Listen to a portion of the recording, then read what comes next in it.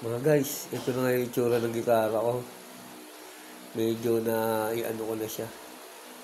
Na, kondisyon, nakakondisyon ko na siya sa, lalo sa mga accessories niya. Medyo, bronze sharp teeth na siya. Bronze sharp teeth. Tapos yun, tapos nakaka po siya, tsaka, own electronics guitar tuner. Kaya medyo kompleto na siya mula sa mga accessories sa paggamit ng gitara.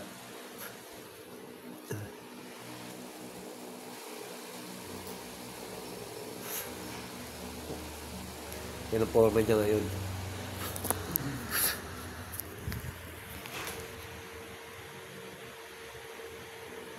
Yun. Medyo in-upload ko yung mga accessories niya.